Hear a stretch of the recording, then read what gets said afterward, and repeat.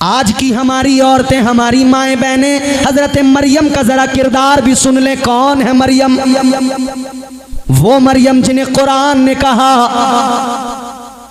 इन्नल्लाह अस्तफ़ाकी व तहरकी वस्तफ़ाकी अला निसाइल आलमीन।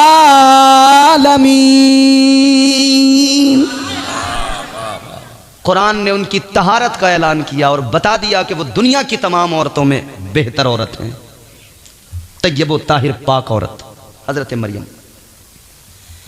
अब देखो जरा अजीजा ने गिरामी वकार, अल्लाह की जात पर भरोसा और उसका जिक्र जब बंदा मुस्तकिल करता रहे तो करामतों का ज़हूर भी होता है। हजरत ज़करिया अलैहिस्सलाम जब आए एक दिन महराबे मरियम के अंदर, उस महराब में जहाँ पर हजरत मरियम अल्लाह का जिक्र करती है, अल्लाह अल्लाह में मशगूल रहती है, जब आपने आकर उस महराब में देखा तो क्या पाया? बेमौसम के फल वहाँ रखे हुए हैं, ताज़ा ताज़ा फल, और वो जिनका मौसम भी नहीं है, बेमौसम के ताज़ा फल। तो आपने कहा ऐ मरियम ये फल कहाँ से आए? ऐ मरियम ये फल कौन लाया? हजरत मरियम ने कहा ये मेरे परवरदिगार के फजल से है। सुभान अल्लाह सुभान अल्लाह। नारे तकबीर, नारे रिसालत, फैज़ाने गौसे आज़म, इश्क मोहब्बत, इश्क मोहब्बत। सुभान अल्लाह सुभान अल्लाह। अब जरा जुड़ जाइए, मैं बहुत जल्दी अपने उन्वान को समेट कर लुब्बे लुबाब आपके सामने रखना चाहता हूं। हजरत मरियम, बेमौसम के फल कौन अता कर रहा है? बोलो, जोर से बोलो। वो हमारा रब है, हमारा खालिक है, हमारा मालिक है, हमारा परवरदिगार है। अक्लों में समाता नहीं, फिक्र में आता नहीं, महदूद नहीं है, लामहदूद है, जिस्म जिस्मानियात से पाक है, वो हमारा खुदा है। अल्हम्दुलिल्लाह, हमें फ़ख्र है कि अल्लाह ने हमें ईमान की दौलत अता फरमाई है। खुशनसीब लोग हैं हम। कौन अता कर रहा है? परवरदिगार अता कर रहा है। अजीजों, पता लग गया जब बंदा अपने आप को अल्लाह के लिए वक्फ कर दे, यानी जिक्र अस्कार में लग जाए, सारे काम अल्लाह बना देता है। रिस्क का वादा उसने किया है, वो राज़िक है, रोजी देना उसका काम है, और जब वो देने पे आता है बेहिसाब अता फरमाता है, बेहिसाब रिस्क अता फरमाता है। इसीलिए तो कहने वाले ने कहा वो नवाजने पे आए तो नवाज दे जमाना, वो नवाजने पे आए तो नवाज दे जमाना, वो करीम ही जो ठहरा तो करम का क्या ठिकाना। अल्लाह क्या बात। वो हमारा रब है, उसकी नवाजिशात, उसकी अताएं अनगिनत हैं, मगर खुद को जरा सा संवारने की जरूरत है। जी। मैंने आपके सामने विलायत का तारुफ किया कुरान के हवाले से, कुरानी नुक्ते नजर से, कि जब बंदा अल्लाह की याद में लग जाए, उस पर यकीन मजबूत हो जाए, तो फिर अल्लाह ताला उससे मोहब्बत करता है, उसे रिस्क भी अता करता है, इज्जतों से भी नवाजता है, करामतों का भी ज़हूर होने लगता है, अल्लाह करामतों की पावर भी अता फरमा देता है। आगे बढ़िए, एक परिंदा था हज़रत सुलेमान अलैहिस्सलाम के दरबार में, वो लंबी चोंच वाला जिसका नाम हुदहुद कुरान ने बयान किया, वो ख़बरें ला के देता था।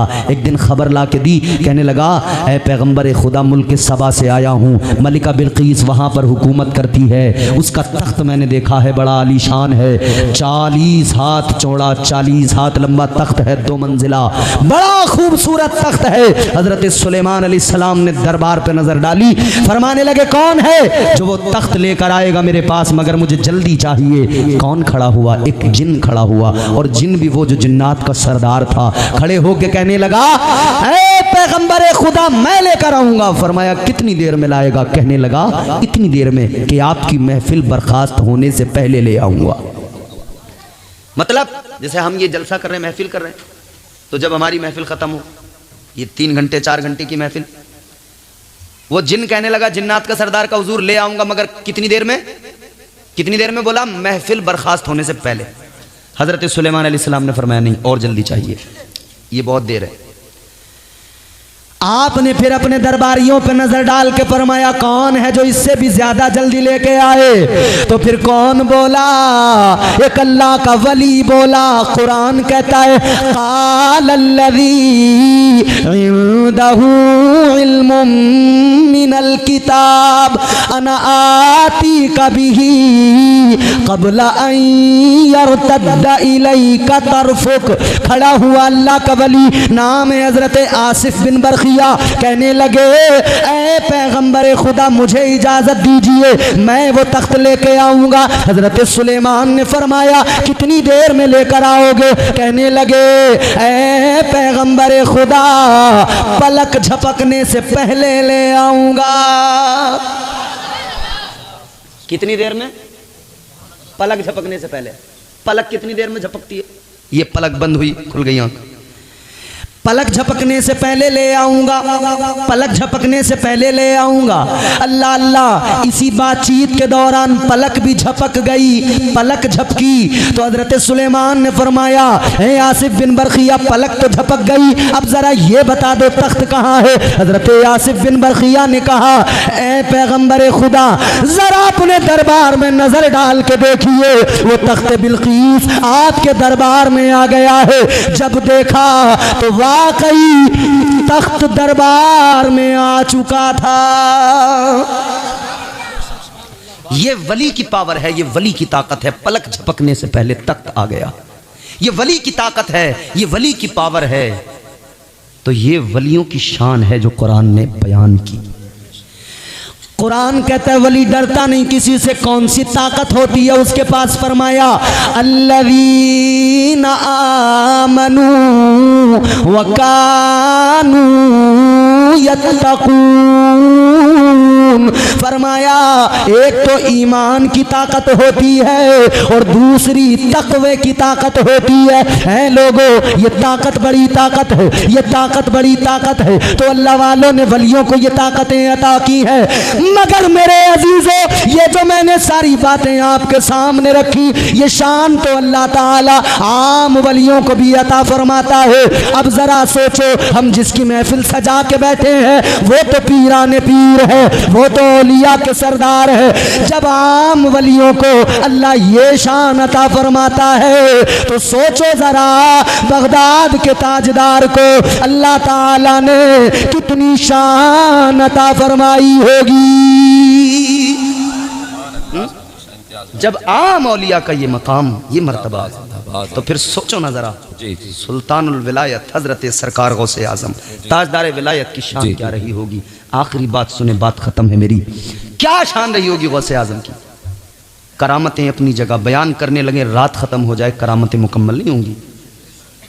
मगर जानते हो एक वली की सबसे बड़ी करामत क्या है? एक वली की सबसे बड़ी करामत, सबसे बड़ी करामत उसका किरदार है। ये नहीं कि आजकल जो हड्डियों की करामतें सुनाई जा रही हैं यूट्यूब पे, कि हमारे पीर साहब एक बार हमारे घर आए थे, खाना खा लिया था, वो जो हड्डियाँ उन्होंने चूसी थीं वो हड्डियाँ हमने उठा कर रख ली, वो हड्डियाँ यूँ, वो हड्डियाँ यूँ। ये वाली नहीं। हाँ, हड्डियों की करामत अगर बयान करनी है तो ये सुनो, सरकार गौसे आज़म ने एक मुर्गे की हड्डियों को, जिसको भून कर खा लिया गया मगर जमा कर दिया गया था, फिर आपने जब कुम बिज़निल्लाह कहा तो वो मुर्गा दोबारा जिंदा हो गया। ये ताकत है, ये पावर है, समझ रहे हो? मगर एक वली की सबसे बड़ी ताकत ये कि वो साहिब किरदार होता है। उसका किरदार, उसका अखलाक सबसे बड़ी उसकी ताकत है। और उस किरदार में इखलास होता है, आमाल होते हैं, इबादात होती हैं। ऐ ताजदार बगदाद के मानने वालों, 11वीं करने वालों, अब हासिल कलाम ये सरकार गौसे आजम की करामतें तो बहुत हैं, मगर उनकी सबसे बड़ी करामत ये कि वो साहिबे किरदार थे। सबसे बड़ी करामत ये कि वो अल्लाह का जिक्र किया करते थे, अल्लाह की इबादत किया करते थे। गौसे आजम के तो शबो रोज इबादतों में गुजरे और गौसे आजम का दीवाना कादरी कहलाने वाला इबादत से दूर भागे। ये कहाँ का इंसाफ हुआ? ये मोहब्बत कौन सी हुई?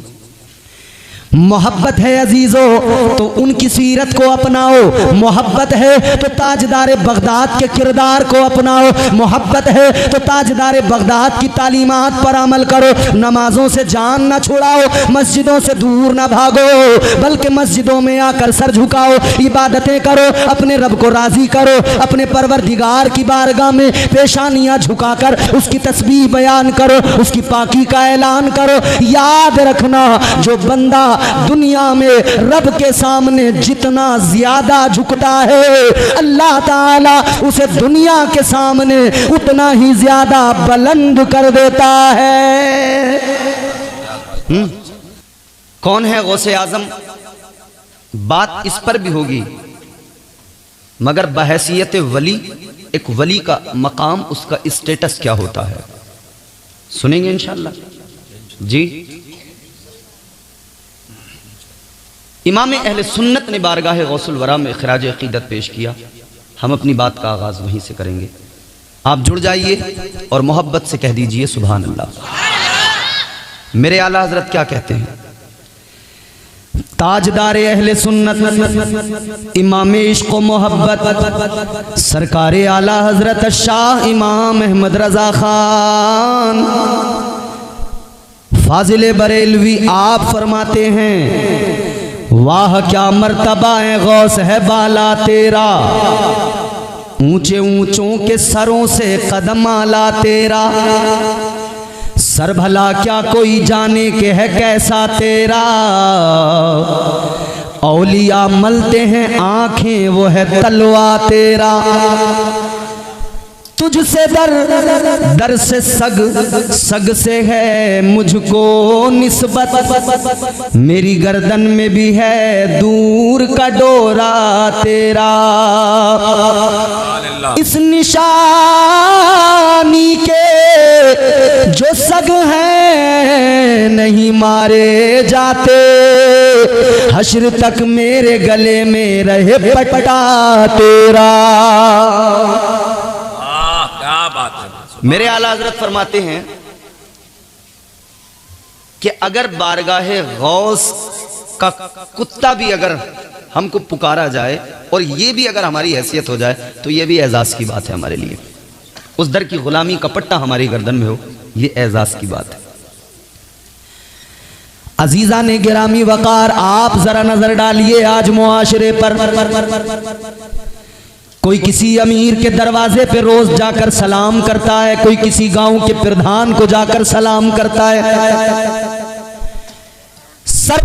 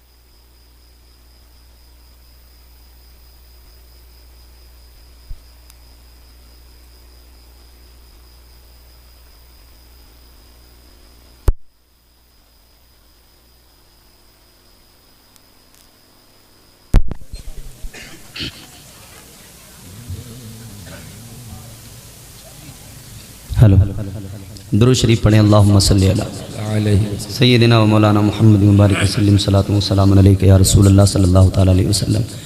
लाइट क्या भागी, कुछ लोगों को भागने का मौका मिल गया। अंधेरे में लोग बड़ा फ़ायदा उठाते हैं पहले से ही।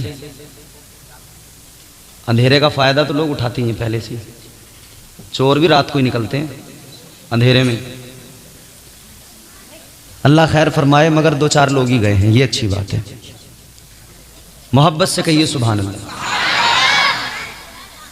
मैं अर्ज़ कर रहा था कि अल्लाह ताला ने औलिया का तारुफ जो कुरान में पेश किया वो क्या है। परवरदिगारे आलम खालिक़े कायनात रब्बे लम यज़ल ला यज़ाल ने कुरान मजीद में ऐलान फरमाया, अला इन्ना औलिया अल्लाहि ला खौफुन अलैहिम वला हुम यहज़नून।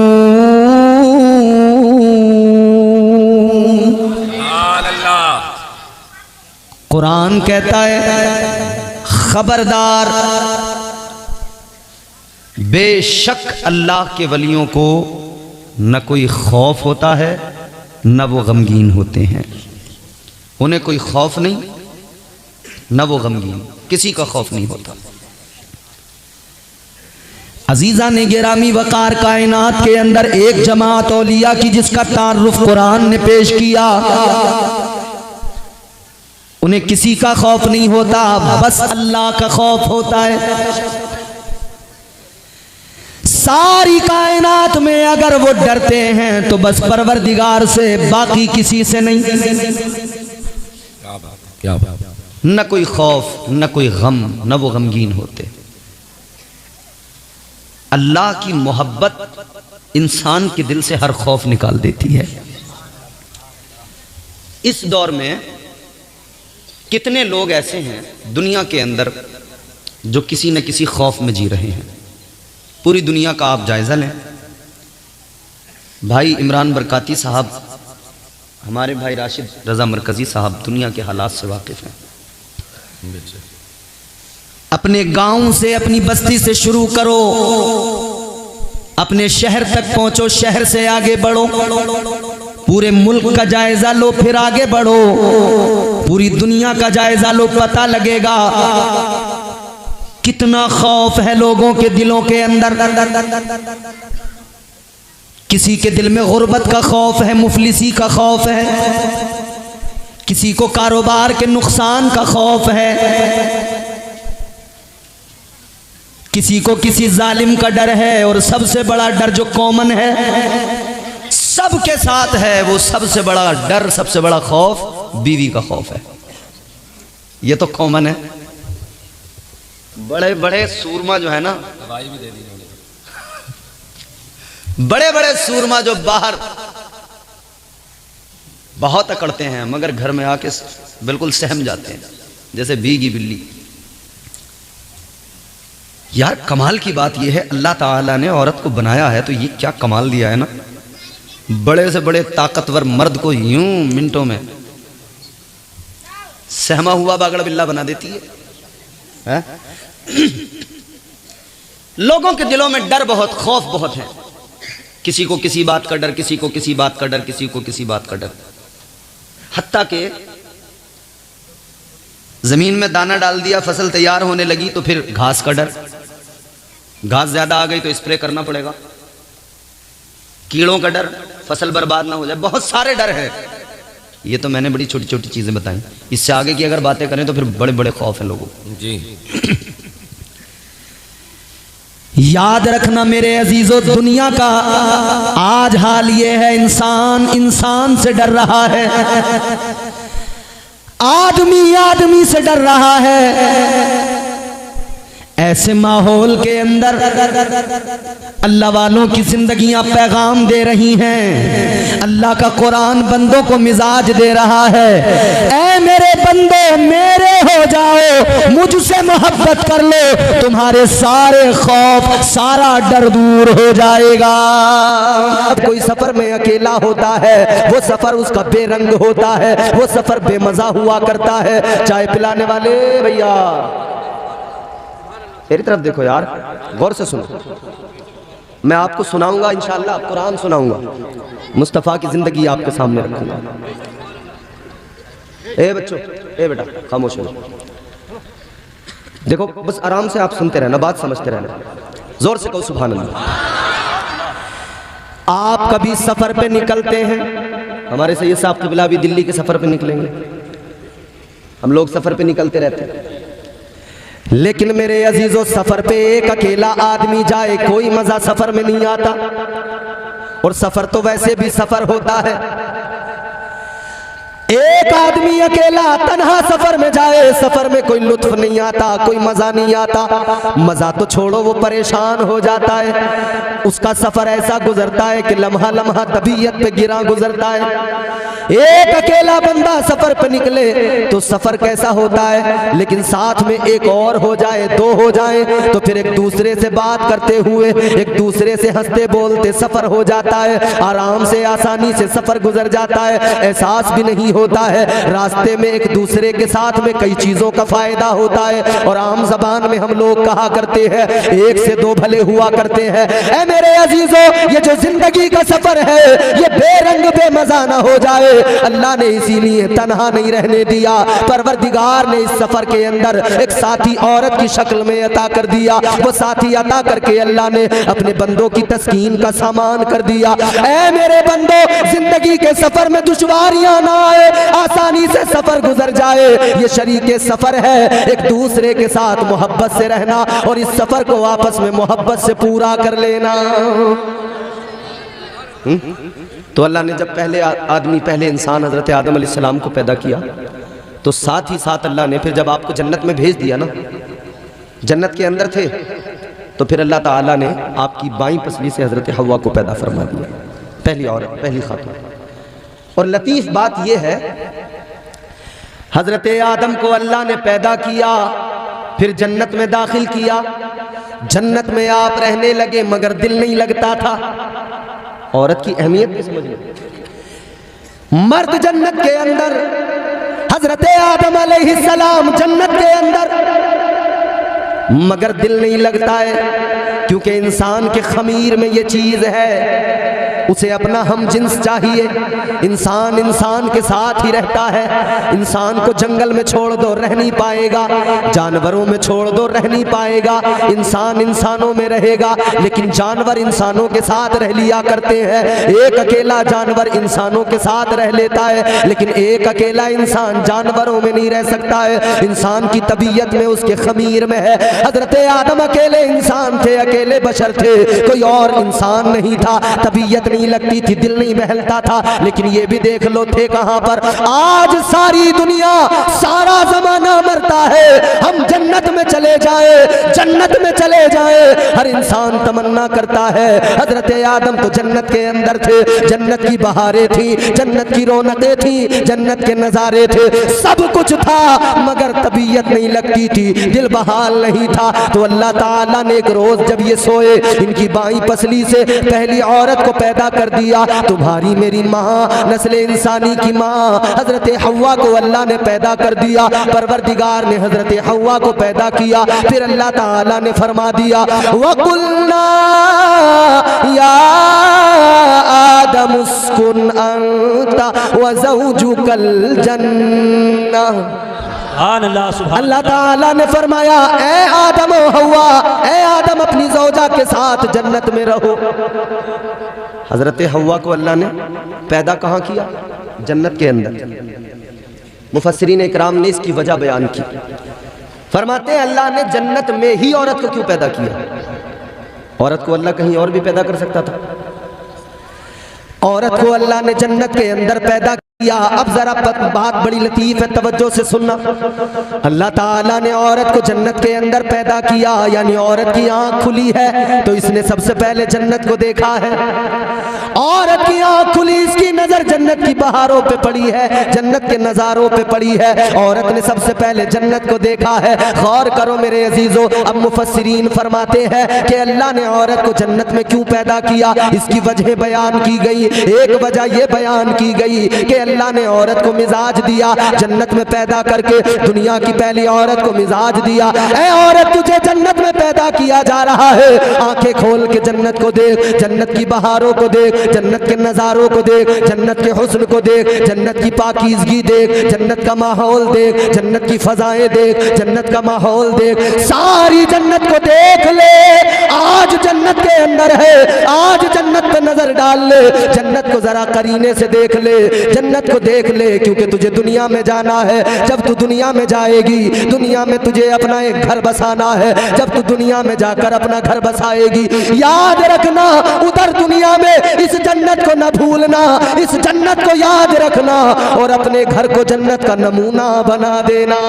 सुभान अल्लाह, सुभान अल्लाह, बहुत खूब, बहुत। अपने घर को जन्नत का, अल्लाह ने औरत को मिजाज दिया था अपने घर को जन्नत का नमूना बना देना। ये अलग बात है कि आज औरतों ने जन्नत को, घर को जन्नत का नमूना नहीं, कुछ और ही बना रखा। अल्लाह ताला ने हजरत हव्वा हजरत आदम जोड़ा मिला दिया, पूरी तफसीलात है। दाने गंदुम खाया, वो तमाम तर तफसीलात फिर अल्लाह ने ज़मीन पे भेज दिया। हजरत आदम अलैहिस्सलाम दुनिया के अंदर ज़मीन पर आए। अल्लाह ताला ने आपकी तौबा को जब कबूल कर लिया तो फिर बुलबुल सिदरा को भेजा, ताइरे सिदरा को भेजा, फरमाया जिब्राइल जाओ, अब ज़मीन पे इंसान को आबाद किया जाएगा, अब ज़मीन पे इंसानियत को आबाद करने का वक्त आया है। अब आदम को ज़रा दुनिया में रहने के तरीके सिखा दो, खेती करना सिखा दो, ज़मीन का सीना चाक करके उसमें दाना डालना सिखा दो, ज़मीन से फसलें उगाना सिखा दो, ज़मीन से अपने लिए चीज़ें पैदा करना सिखा दो, क्योंकि अब इन्हें दुनिया में रहना है, ज़मीन पे रहना है, यहीं पे ज़िंदगी को गुजारना है, इंसानियत को फ़रोग मिलेगा। हज़रत आदम को अल्लाह ने नबूवत और रिसालत से नवाजा था, अल्लाह ने कानून भी दिया था, अल्लाह ने निज़ाम भी दिया था। ऐ मेरे अजीज़ों, गौर करो, हज़रत आदम अलैहिस्सलाम, अब गौर करो, इंसानियत का आगाज़ हुआ, इंसानियत का सिलसिला आगे कैसे बढ़ा। हज़रत हव्वा को हर दिन एक बच्चे की विलादत हुआ करती थी, हर दिन आपको एक बच्चा पैदा हुआ करता था, आपको हर दिन बच्चे पैदा हुआ करते थे। उस वक्त का सिस्टम था, उस वक्त का अल्लाह का निज़ाम था, क्योंकि दुनिया को आबाद करना था, कायनात को इंसानियत से बसाना था। आज 9 माह के अंदर बच्चा पैदा होता है, या पहले भी पैदा हो जाता है या थोड़ा आगे पीछे हो जाता है वक्त, लेकिन एक मुद्दत है मुकर्रर की हुई कि 9 माह में बच्चे की विलादत होती है। लेकिन हज़रत हव्वा हर रोज बच्चों की विलादत हुआ करती थी, और तरकीब भी क्या थी, एक बेटा एक बेटी पैदा होते, तो आज जो बेटा बेटी पैदा हुए, कल जो बेटा बेटी पैदा हुए, उन दोनों को एक दूसरे के साथ में अलग अलग करके शादियां की जाती थी। इधर का बेटा उधर की बेटी, इधर की बेटी उधर का बेटा, इस तरह से रिश्ते को बदला जाता था, क्योंकि एक वक्त में जो पैदा हुए वो दोनों सगे भाई बहन कहलाते थे, दूसरी बार में जो पैदा हुए वो दोनों सगे भाई बहन कहलाते थे, रिश्ता बदला जाता था, इसी तरह से रिश्ते को बदला जाता था। लेकिन याद रखो मेरे अजीजों, दुनिया के अंदर जितना मर्द का किरदार है उतना औरत का भी किरदार है। जमीन पर आबादी के अंदर जमीन को बसाने में इंसानियत से, जमीन को आबादी जमीन को जो है जमीन पर इंसानियत की आबादी के मामले में मर्द और औरत दोनों का बराबर सहयोग और इनका दोनों का बराबर का साथ है।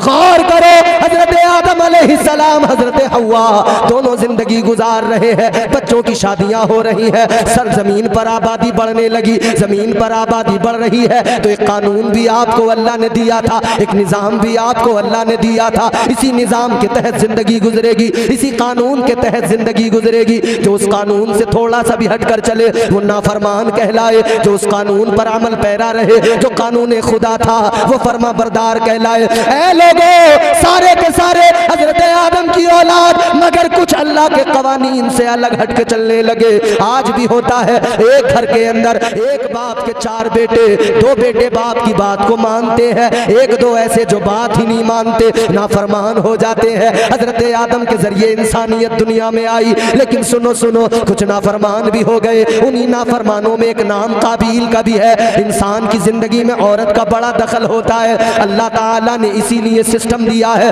औरत के साथ में जिंदगी कैसे गुजारोगे। अपने महबूब की जिंदगी को अल्लाह ने इसीलिए नमूना बनाया है। जैसा मेरे महबूब ने सबक पढ़ाया है, इस सबक को याद रखना, फिर ऐन इसी के मुआफिक और इसी के मुताबिक अपनी जिंदगी गुजारना। इधर काबील है, एक तरफ हाबील है, एक के सीने में ईमान है, दूसरा जो है जिद्दी है, अपनी अकड़ पे है। गौर करो मेरे अजीजों, इंसान की जिंदगी में औरत की अहमियत भी सुन लो। उधर अल्लाह ताला ने हजरत आदम को जन्नत में रखा था, मगर जन्नत में दिल नहीं लग रहा था, और इधर दुनिया में आ गए तो इनकी औलादों में सबसे पहली लड़ाई, सबसे पहला झगड़ा जो हुआ वो भी एक औरत की वजह से हुआ है। तो आज किसी के घर में औरत की वजह से झगड़ा हो जाए तो इसमें ताज्जुब की क्या बात है। ये तो भैया पहला झगड़ा ही इंसानियत में जो हुआ वो औरत की वजह से हुआ। अब यहां पे अगर औरत की वजह से झगड़ा हो तो कौन सी अजीब बात। यहां सास बहू में झगड़ा, घर के अंदर जो ये हालात बन गए, औरत ने मर्द में चाबी भर दी, तैयार कर दिया। समझ रहे हो, चाबी भरने में बड़ी माहिर होती है। उस्ताद पढ़ाए 10 साल और बेगम पढ़ाए 1 रात, इसका असर ज्यादा है। 10 साल वाली तालीम एक तरफ, लेकिन बेगम ने जो 1 रात में पढ़ा दिया उस पे पूरा अमल किया जा रहा है। इन्होंने जो जो सबक दे दिया, देखो ऐसे रहना है, ऐसे रहना है, इन्होंने सरे तस्लीम खम कर दे। जी बेगम, बिल्कुल। बेगम ने समझा दिया, ज्यादा अपनी माँ के मुंह नहीं लगना, ज्यादा माँ से बात नहीं करना, अम्मा अब्बा के पीछे लगे रहते हो, जब देखो तुम्हारी अम्मा तुम्हें छोड़ती नहीं, अम्मा के पल्लू से बंधे रहते हो। अच्छा, बड़े मामलात पेचीदा हो जाते हैं, आदमी भी बड़ा परेशान होता, कई बार बैलेंस नहीं कर पाता, मुश्किल हो जाता। इधर अम्मा है, अब्बा है, बहनें हैं, भाई हैं, और दूसरी तरफ बेगम है, सास है, ससुर हैं, सालियां हैं। जरा सा कुछ मामला हुआ तो उधर से फोन आ गया, उन्होंने कहा ये क्या बात है, तुम समझदार हो, हमारी बेटी को तंग कर रहे हो। बड़ा दुश्वार हो जाता है, बड़ा मुश्किल हो जाता है बैलेंस करना। एक इंसान की, एक मर्द की जिंदगी तो देखो, शुरू से देखो इसको बैलेंस करने में लगा हुआ है, शुरू से देखो इसको मामलात को संभालने में लगा हुआ है। पैदा हुआ, पैदा होने के बाद में जरा सी जिंदगी का वो हिस्सा खेलने कूदने के लिए मिला, फिर इसको पढ़ना लिखना भी था उसी जिंदगी में, इसको तालीम भी हासिल करना था। इसने पढ़ाई लिखाई की, तालीम हासिल की, तालीम हासिल करने के बाद में जैसे थोड़ा बड़ा हुआ, अब इसने बैलेंस करना शुरू कर दिया। अब इसने सोचा पढ़ाई के साथ कोई काम भी कर लूं ताकि घर के खर्चे भी निकल जाएं, घर के खर्च भी ना निकल सके तो मेरा तो खर्च निकल सके, मैं घर वालों पे बोझ ना बन सकूं। पढ़ भी रहा है, अपने भी खर्च निकाल रहा है। जैसे जैसे वक्त गुजरता गया, अब घर की जरूरतें इसे आवाज देने लगी, अब घर की हाजतें इसे पुकारने लगी। अब ये घर भी छोड़ के निकल गया, किसकी खातिर निकला है? माँ बाप की खातिर निकला है, भाई बहनों की जरूरतें इसके सामने है, घर के हालात इसके सामने है। अब ये बैलेंस करने लगा, अपनी ख्वाहिशों को एक तरफ छोड़ दिया। अब दिल के अंदर अगर कोई ख्वाहिश है, कोई तमन्ना है तो उसको दिल में दबा देता है, घर वालों की फिक्र में लग गया है। कभी कहीं जाके कमाता है, कभी कहीं जाके कमाता है, कोई दिल्ली में जाके कमा रहा है, कोई बंबई में सब अपनों को छोड़ के चला गया, अकेला जाके काम कर रहा है, मेहनत कर रहा है, कमा रहा है। हमने तो वो भी नौजवान देखे रात दिन मेहनत मजदूरी करते हैं, उन्हें सोने को सही से जगह भी शहर में नहीं मिलती। कारखानों में काम करने वाले दिन भर काम करेंगे, रात को उसी कतरन पे सो जाते हैं, लेकिन माँ बाप के लिए मेहनत जरूर करते हैं, भाई बहनों की पढ़ाइयों का ख्याल करते हैं। ये बैलेंस करना शुरू कर दिया। फिर वो वक्त आया, कहा कि चलो अब इसकी शादी कर दी जाए, अब इसका निकाह कर दिया जाए। निकाह किया गया, तो निकाह के बाद में बेगम आ गई, अब फिर इसे बैलेंस करना पड़ रहा है। ऐसा ना हो जाए कल मेरी बीवी नहीं थी, मैं माँ बाप का ख्याल रखता था, भाई बहनों का ख्याल रखता था, आज कहीं ये ना हो जाए बीवी आने के बाद में कोई ये ना कह दे अब बीवी का गुलाम हो गया है, अब जोरू के पीछे पीछे चलता है, अब अम्मा को नहीं देखता, अब्बा को नहीं देखता है, बड़ी जल्दी उंगली उठ जाती है। इसे वो भी ख्याल है, वो भी फिक्र है, उधर बेगम है, ससुराल है, वो भी फिक्र लगी है कि ससुर यूं कहेगा मेरी बेटी को लेके गया है तो जिम्मेदारी कोई और तो नहीं उठाएगा, तू उठाएगा, कौन जिम्मेदार है। सास कहेगी तू तो माँ बाप भाई बहनों में ही लगा रहता है, कभी अपनी बीवी का भी ख्याल किया कर। बीवी कहेगी मैं भी तो तेरे सहारे हूँ। अब ये बैलेंस करने लगा, अगर वफादार बेटा है तो माँ का भी ख्याल रखता है, अगर बेहतरीन शोहर है तो बीवी का भी ख्याल रखता है, और अगर ये क्वालिटी पैदा नहीं हुई तो किसी एक तरफ को चल पड़ता है, और जिस तरफ को जाता है वो आप भी जानते हैं 99% चांसेस किधर जाने के होते हैं। बेगम के साथ चल दिए जनाब, अम्मा अकेली रह गई, अब्बा अकेला रह गया। होता है कि नहीं ऐसा बोलो? जी हुआ, एक जगह नहीं है, बहुत जगहों पे हुआ। तुम अपना मत बताओ मुझे कि हुआ है, मैं आपको पूरी मुख्तलिफ जगहों, मुख्तलिफ इलाकों, मुख्तलिफ शहरों के हालात बता दूंगा, मुख्तलिफ घरों की बातें बता दूंगा। इधर बंदा बैलेंस बनाता रह गया, अगर ना अहल था तो उससे हो नहीं पाया। और बाज ऐसे भी होते हैं जो शुरू से नालायक होते हैं, वो शुरू से नहीं समझते, वो शुरू से ही आवारा मिजाज बन जाते हैं। उनको माँ बाप अगर बाहर भेजे कमाने के लिए, उनसे कहा जाए कमाओ, घर की जरूरतें देखो, मुफलिसी देखो, तो वो चले तो जाते हैं मगर फिर भी कोई तीर नहीं मारते, शहरों में जाकर आवारा हो जाते हैं, क्योंकि उन्हें सोहबतें गलत मिल जाती हैं, दोस्त गलत मिल जाते हैं। और हमारी कौम के नौजवानों को ये दोस्ती ने बड़ा बर्बाद किया है। ये नौजवान बैठे हैं मेरे भाई, दोस्ती ने, गलत सोहबत ने, गलत संगत ने नौजवान को ऐसा बर्बाद किया। जब तक ये जवान था, शादी नहीं हुई थी, ये दोस्तों के पीछे पीछे पीछे पीछे भागने में रहा। बाप कहता था बेटा कमा ले, कमाएगा तो तेरी जिंदगी बेहतर बनेगी, पढ़ ले, काम सीख ले, कुछ नहीं किया। बस दोस्त ने आवाज मारी, इसने कहा चलो। कहता था दोस्त तेरे लिए अपनी जान दे दूंगा, तू रात को आवाज देगा, मैं रात को निकल के आऊंगा, और खुद अपने हालात पे कभी गौर न किया। फटीचर था मगर दोस्तियों के चक्कर में नवाब बना रहा, दोस्त की अपाचे। और ये देखो जनाब, दोस्त की अपाचे पे उड़े उड़े फिर रहे हैं। पल्सर दोस्त की है, बगले इनकी फूली हुई है। पल्सर दोस्त की है, अकड़े हुए ये टहल रहे हैं। और आजकल तो दोस्तियां भी लोग देख कर करते हैं, मालदारों से दोस्तियों का चलन चलने लगा है। गरीब नौजवानों को कोई अपना दोस्त बनाने को तैयार नहीं, मालदारों से दोस्तियां की जा रही है। मालदार दोस्त एक साथ मिलकर रातों को 12-12 बजे तक, 1-1 बजे तक बाहर फिरते रहते हैं, यूं ही आवारागर्दी करते रहते हैं, फिर वो घरों पे पहुंचते हैं। जब तक शादी नहीं हुई माँ बाप परेशान दोस्तों से थे। नारे तकबीर, नारे रिसालत, शायर अहले सुन्नत अहमद अल फत्ताह, नारे तकबीर, नारे रिसालत, सुभान अल्लाह सुभान अल्लाह। जिस मेहमान का इंतजार था, शायर हिंदुस्तान जनाब मोहतरम अहमद अल फत्ताह, वो तशरीफ ला चुके हैं। सुभान अल्लाह। बैठो आप हज़रात, अब देखो आपके मेहमान तशरीफ ले आए, शायर अहले सुन्नत मद्दाह खैरुल अनाम मोहतरम अहमद अल फत्ताह साहब। इनको आप दिल भर के सुनेंगे, तबीयत से सुनेंगे, मज़े के साथ सुनेंगे, मगर उससे पहले हमें सुनेंगे। तो आप उनको सुनने से पहले हमें सुनेंगे, फिर मियाँ को सुनेंगे, फिर इंशाअल्लाह फिर पूरी रात तुम्हारी होगी, आपके मेहमान होंगे, आप होंगे। तबीयत से सुनना, मगर ज़रा आप पहले मेरी बातें संजीदगी से सुन लो, ज़ोर से कहो सुभान अल्लाह। तो जब तक शादी नहीं हुई तो दोस्तों ने इसे तबाह कर दिया, बर्बाद रखा, किसी काम का नहीं बनने दिया, ना पढ़ने दिया, ना लिखने दिया, ना मेहनत करने दी, ना काम सीखने दिया, कुछ नहीं करने दिया। जब माँ बाप ज्यादा परेशान हो गए, ये तो कोई काम करने को तैयार नहीं, न पढ़ने को तैयार, न कोई हुनर सीखने को तैयार, न कमाने को तैयार, न घर के हालात देखने को तैयार। माँ बाप परेशान हो गए, क्या करे? तो किसी सियाने ने आकर मशवरा दे दिया, किसी तजुर्बेकार ने आकर कह दिया ऐसे नहीं मानने वाला और बिगड़ेगा, एक काम करो इसकी शादी कर दो, सुधर जाएगा।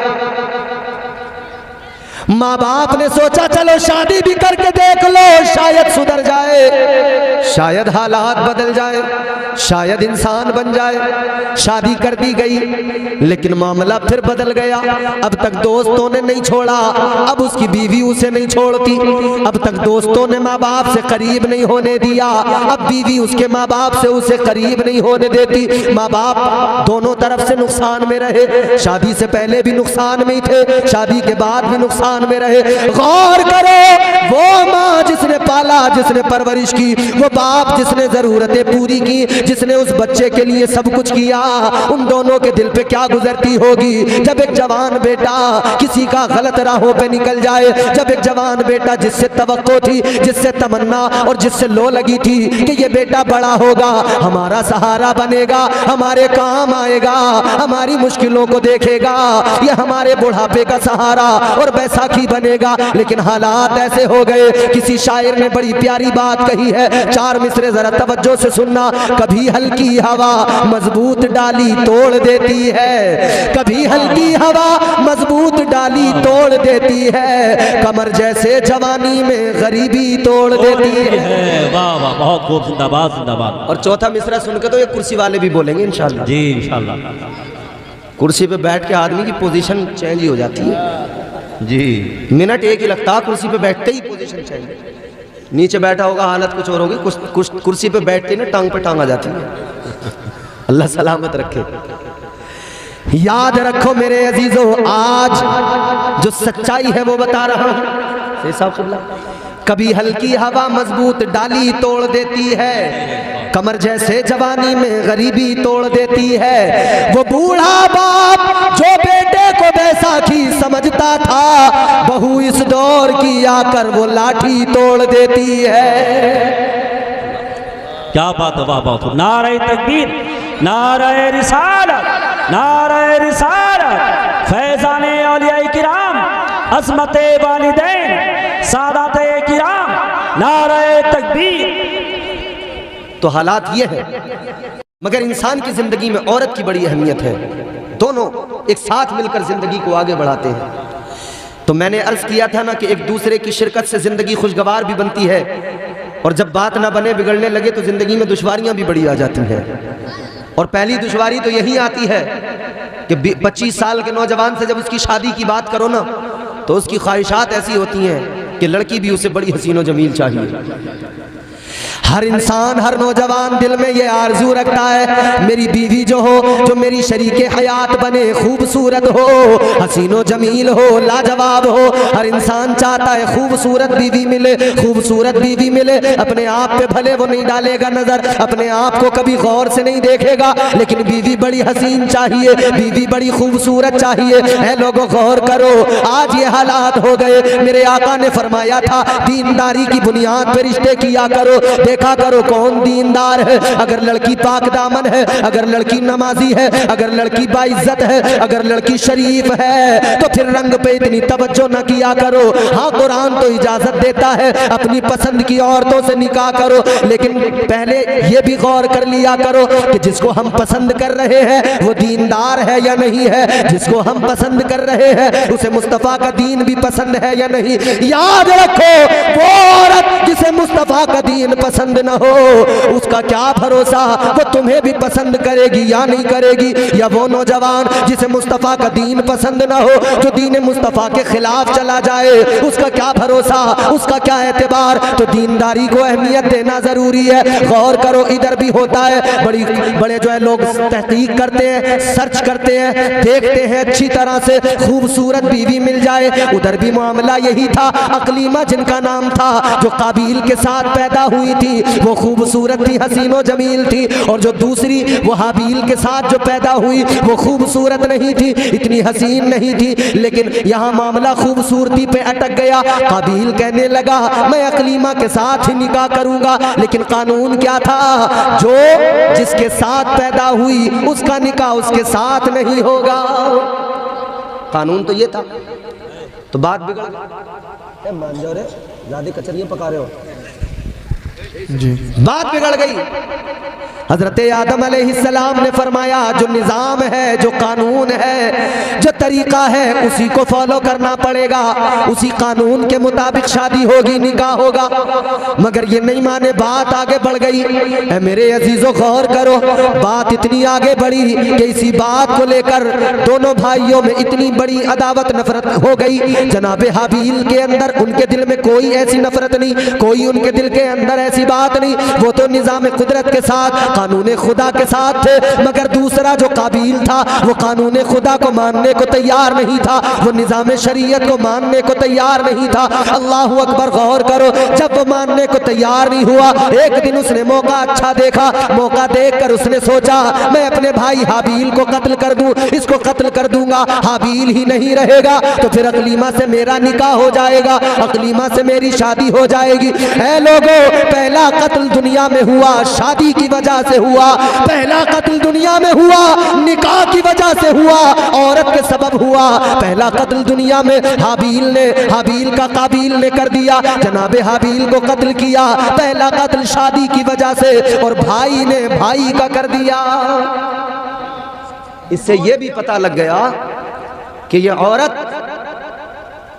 जब दरमियान में हो तो भाई के रिश्ते की भी कद्र भूल जाता है।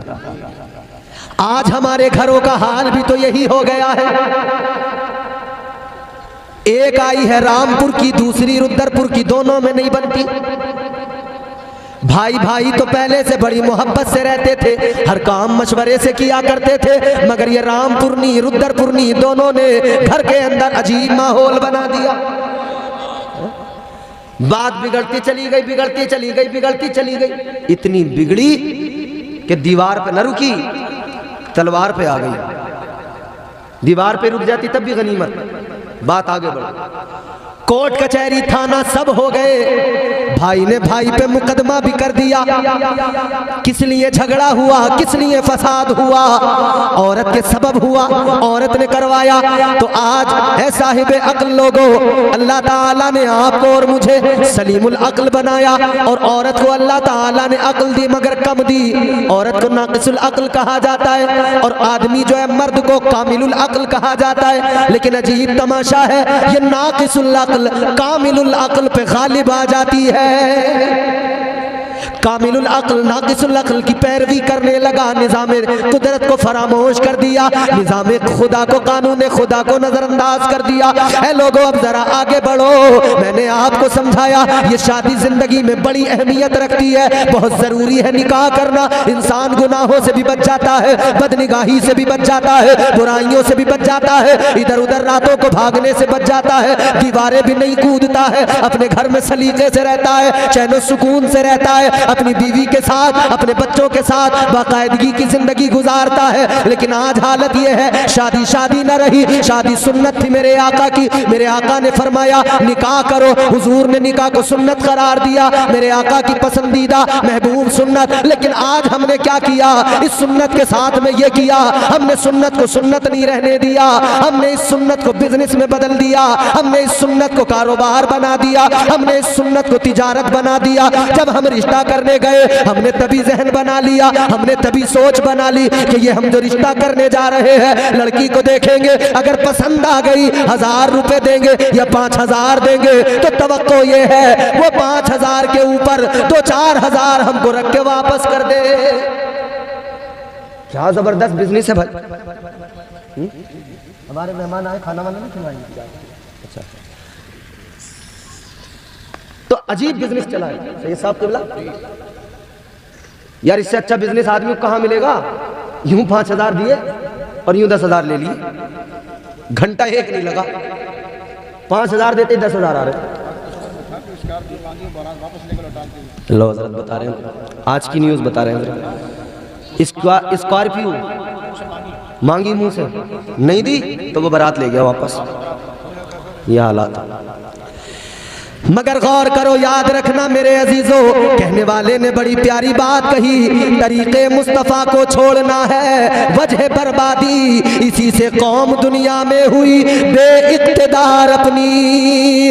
आज ले उनसे पना, आज मदद मांग उनसे, मेरे इमाम ने बता दिया जुर्म बड़े हैं, कल आका को मुंह दिखाना है। आज अगर इन जुर्मों पे, अपने जराइम पे शर्मिंदा न हुए तो कल कौन सा मुंह आका को दिखाओगे, कल आका के सामने कैसे जाओगे? ऐ लोगों जरा गौर करो, तर्ज जिंदगानी को बदलने की जरूरत है। हालात क्या हो गए? आका ने फरमाया निकाह करो, निकाह करना सुन्नत है मेरे हुजूर की, मगर हमने सुन्नत को बिजनेस में बदल दिया, कारोबार में बदल दिया, तिजारत में बदल दिया, तवक्को लेने की ज्यादा रखते हैं। अल्लाह रहम फरमाए। गौर करो मेरे अजीजों, हालात ये हो गए, सास जो माँ है लड़के की, उसकी उम्र 50 साल हो गई, 40 साल हो गई, लेकिन इतनी उम्र में अभी शादी तो बाद में होगी, रिश्ता पक्का हो रहा है, या रस्म मंगनी की अदा की जा रही है, तो वो जो लड़की है जो दुल्हन बन के आएगी वो तो अभी बाद में उसका मामला, उसके लिए जो चीजें होंगी बाद की बात है। पहले तो सास को जेवर चाहिए, इधर कानों में भी चाहिए, नाक में भी चाहिए, पैरों में भी चाहिए, छम छम। पहले सास को चाहिए, उसका नंबर तो बाद में आ रहा है। गौर करो मेरे अजीजों, आज क्या से क्या हो गए हम। मेरे मुस्तफ़ा करीम वाली ये कायनात ने इस उम्मत को पैगाम दिया, निकाह को आसान कर दो, जिना को मुश्किल कर दो, लेकिन हालात क्या है? हमने इसका बिल्कुल उल्टा कर दिया, जिना को आसान कर दिया, निकाह को मुश्किल कर दिया। आज तुम दुनिया में देखो, अगर कोई गरीब शादी करना चाहे उसे बड़ा इंतजाम करना पड़ता है, लाखों रुपए इंतजाम करेगा फिर शादी होगी, लेकिन जिना को इतना लोगों ने आसान किया, जगह जगह कोठे बना दिए, जगह जगह तवाइफें बैठी हुई है। लोगों, तर्ज जिंदगानी को बदलने की जरूरत है, हुजूर की सुन्नतों को अपनाओ, ताजदारे मदीना के तरीके को फॉलो करो। आओ जरा आका की सीरत पे नजर डाल लो, आका की जिंदगी पे नजर डाल लो। आका ने जिंदगी गुजारी है, मुस्तफ़ा करीम ने जो निकाह किए हैं, जो शादियां की है। आज अगर कोई जरा सा मालदार हो, किसी का बेटा जरा सा खूबसूरत हो, किसी को अच्छी नौकरी मिल गई हो या अच्छा कारोबार चल रहा हो, उसकी डिमांड बड़ी होती है, उसकी आरज़ुएं बड़ी होती है, उसकी ख्वाहिशात बड़ी होती है। लेकिन आओ मुझे बताओ, इस पूरी कायनात के अंदर, इस पूरी दुनिया के अंदर कोई ऐसा हसीन, कोई ऐसा खूबसूरत है जो मेरे आका के जैसा हो? खुदा की कसम कोई नहीं है, कोई नहीं मेरे आका की तरह। उनके जैसा कोई कौनैन में आया ही नहीं, उनके जैसा कोई कौनैन में आया ही नहीं, आता भी कैसे जब अल्लाह ने बनाया ही नहीं। नारे तकबीर, नारे रिसालत, मसलके आला हजरत, सुन्नत मुस्तफ़ा कॉन्फ्रेंस, हजरत अल्लामा इम्तियाज बरकाती, हुजूर सैयद सलीम या साहब किबला, उलमा इकराम। ऐसा कोई महबूब हुआ है न कहीं है, ऐसा कोई महबूब हुआ है न कहीं है, बैठा है चटाई पे मगर अर्श नशी है, वो ताजदारे मदीना की शान है। मेरे आका से ज्यादा हसीन कोई नहीं, मेरे आका से ज्यादा खूबसूरत कोई नहीं, मेरे आका से ज्यादा अखलाको किरदार का, उम्दा अखलाको किरदार का पैकर कोई नहीं, मेरे आका से बढ़कर कायनात में शरीफ इंसान कोई नहीं, मेरे आका से बढ़कर अजीम कोई नहीं, मेरे आका से बढ़कर शान रखने वाला कोई नहीं, मेरे आका से बढ़कर मर्तबे रखने वाला कोई नहीं। वो महबूबे खुदा, वो जाने कायनात। मगर मेरे आका की शादी देख लो, जब मेरे आका जवान हुए, आका की जवानी है, अल्लाह अकबर, ताजदारे मदीना ने पहला निकाह करके बता दिया, ऐ मेरे उम्मत के लोगों, तुम याद रखना, मेरे तरीके को अपनाना। आज तुम ये चाहते हो लड़की ऐसी हो वैसी हो, मगर मेरे आका ने 22 साल की उम्र में 40 साल की एक बेवा हजरत खदीजा से निकाह किया और बता दिया कि ये जो तुम्हारे दिल में इतनी तमन्नाएं होती है, ये जो आरजुएं होती है, इन आरजुओं के, तमन्नाओं के, ख्वाहिशों के गुलाम न बन जाना, बल्कि इतना याद रखना कि तरीका वही अच्छा है जो अल्लाह और रसूल ने अता किया है। जिंदाबाद। तरीका वो वाला है जो हुजूर ने अता किया। हुजूर ने 40 साल की हजरत खदीजतुल कुबरा बेवा है, उनसे पहला निकाह किया। मेरे आका का ऐन शबाब का आलम जवानी है। आज तो अगर बात भी हो जाए ना कि साहब वो एक रिश्ता है, किसी को बताने लगो कि वो रिश्ता है, वो लड़की किसी वजह से छूट गई, या उसका शौहर जो है शुरू में ही 2-4 महीने गुजरे थे, किसी वजह से इंतकाल हो गया, तो लोग बड़ी जिल्लत महसूस कर रहे हैं। लोग कहते हैं कि हमें तो गांव वाले ताने देंगे, मोहल्ले वाले ताने देंगे, कहेंगे कोई मिल नहीं रही थी इसीलिए तो छूटी हुई कर ली। ये हालात हैं कि नहीं? लोग और गांव, और ये गांवों में अल्लाह रहम फरमाए, ऐसे ऐसे लोग हैं जिनका काम पूरे दिन यही है, बस उन्हें कोई बात मिले और वो पूरे गांव में उसका प्रचार करेंगे और उसकी जो है बुराई करते फिरेंगे। फिर तो वो, और वो बुढ़ियाँ जो होती है ना, पान चबा चबा के बुढ़ियाँ, कहीं हो ना रहा था इसीलिए तो छुट्टी भी करी है, ये माल के चक्कर में कर ली, वो ऐसी है यूं कर ली, उसकी तो नाक ऐसे बैठी हुई है पिछी हुई इसलिए कर ली, इसीलिए तो कार दी उसके बाप ने। ऐसे चलते हैं जुमले, कार इसलिए तो दी उसके बाप ने। ये जो आफत है ना, ये मुआशरे को सुधरने नहीं दे रहे लोग, ये मुआशरे को सुधरने। कुछ लोग होते हैं ऐसे जो चाहते हैं कि हम यार करें, कुछ बदलाव पैदा करें, मगर उन्हें डर ये होता कि ताने इतने मिलेंगे, जिधर से निकलेंगे लोग ऐसे देखेंगे, ये जा रहे इसने करिए छुट्टी हुई। जब कोई सही तरीके से करना चाहे तो ये चुगलखोर करने नहीं देते, और जब कोई लेके भाग जाए तो फिर देखते रह जाते हैं। वो नहीं देख रहे तुम 4-4 बच्चों को छोड़ के जो भाग रही हैं, और जो अपने बच्चों को छोड़ के लेके भाग रहे हैं। तो मेरे अजीजों, तरीके से काम करो, सलीके से करो, तरीका वही है जो मुस्तफा का है। जो पसंद आए उससे कर लो शादी, जो तुम्हारे दिल को भाए वो दीनदार हो, वो फिर कोई भी हो, गरीब हो अमीर हो, बिरादरियों का भी फर्क न देखा करो, कर लिया करो, कर लिया करो। जो दिल को पसंद आए, दीनदार हो, शरीफ हो, उनसे कर लो। लेकिन एक बात सुन लो नौजवानों, तुम ये ना सोच लेना कि मौलाना ने कह दिया कर लो, अरे अम्मा अब्बा का काम है, उन्हें तुम अपनी बात बता देना, वो खुद करेंगे, मगर दायरे अदब से बाहर न निकल जाना, हुदूदे अदब को लांग कर आगे न बढ़ जाना। याद रखना, बाप की इज्जत का भी ख्याल रखना, माँ की अजमत का भी ख्याल रखना, खानदान के तकद्दुस का भी ख्याल रखना, और अपना भी ख्याल रखना कि कल जब मैं आगे, मेरी जिंदगी परवान चलेगी, मेरे बच्चे होंगे, मेरी बेटी होगी, मेरा बेटा होगा, जब मैं उसका रिश्ता करने चलूंगा, शादी करने जाऊंगा, तो लोग कहेंगे ये उसका बेटा है जो उसे लेके भाग गया था, ये उसकी बेटी है जिसकी माँ भाग गई थी। तो याद रखना, कोई भी कदम उठाने से पहले 1000 बार सोचना। इसीलिए निजाम कुदरत, निजाम अल्लाह ने दिया है, मुस्तफ़ा करीम ने तरीका दिया है। 40 साल खातून है, हजरत सैयदा खदीजतुल कुबरा, आका ने निकाह कर लिया, और लोगों पसंद की औरत से शादी कर लोगे, उसके बाद में फिर जिंदगी जो गुजरेगी वो जिंदगी भी आका के तरीकों को देखकर गुजारना। ताजदारे मदीना ने हजरत खदीजतुल कुबरा के साथ जो जिंदगी गुजारी वो कैसे गुजारी है, बाकी अपनी अज़वाज के साथ में जो जिंदगी गुजारी है वो आका ने कैसी गुजारी है, गौर करो जरा। अल्लाहु अकबर, कितना प्यार किया है मेरे आका ने हजरत खदीजतुल कुबरा से, बड़ा प्यार किया, इतना किया कि हजरत खदीजतुल कुबरा के विसाल फरमाने के बाद में भी हुजूर उनको याद करते थे ना, तो हुजूर की आंखों में आंसू आ जाते थे। वो प्यार था हुजूर को। मेरे आका की चहीती बीवी, मेरे आका की प्यारी ज़ौजा उम्मुल मोमिनीन सिद्दीक की बेटी सिद्दीका हजरत आयशा सिद्दीका रज़ी अल्लाह ताला अन्हा, आप फरमाती हैं एक रोज दरवाजे पे दस्तक हुई, मैंने दरवाजा खोल के देखा, एक खातून खड़ी है, एक बूढ़ी औरत खड़ी है, ज़ईफा, ताजदारे मदीना घर के अंदर है। इधर हजरत आयशा सिद्दीका ने दरवाजा खोला है, देखा एक बूढ़ी खातून है, ज़ईफा है। इधर मेरे आका ने फरमाया, ए आयशा कौन है?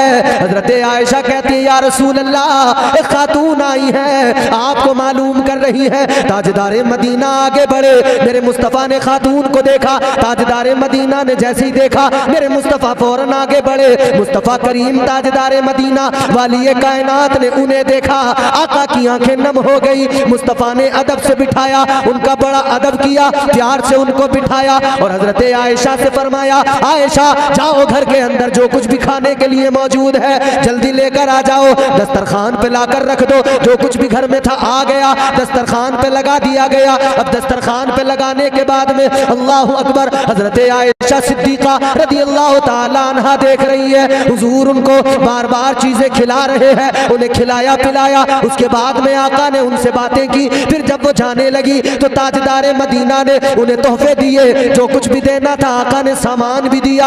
आका ने उनको रुखसत किया, इधर वो गई, इधर मेरे आका ने उनको रुखसत किया। हजरत आयशा देख रही है, अल्लाह अकबर कबीरा। मेरे आका की बारगाह में हजरत आयशा ने अर्ज किया, या रसूल अल्लाह, ए ताजदार मदीना, जरा ये बताइए ये कौन खुशनसीब खातून है जिसका पैगंबर इस्लाम अदब कर रहे हैं? ये कौन खुशनसीब खातून है जिसकी इतनी ताजीम जाने कायनात कर रहे हैं, महबूबे खुदा कर रहे हैं? मेरे मुस्तफ़ा की आंखें भीग गई। मेरे आका ने फरमाया, ए आयशा, ये मेरी कोई रिश्तेदार तो नहीं है ए आयशा, लेकिन ये वो खातून है जो मेरी खदीजा की सहेली रही है, ये खदीजतुल कुबरा की सहेली है। आज ये आई थी तो मैंने वो किया कि जब खदीजा की मौजूदगी में आती थी तो खदीजा भी इसी तरह का सुलूक इनके साथ में किया करती थी। मेरी खदीजा ने जो किया अपनी सहेली के साथ में अच्छा सुलूक, आका फरमाते हैं आज मुझे इन्हें देखकर खदीजा की याद आ गई और मैंने भी इनके साथ में वही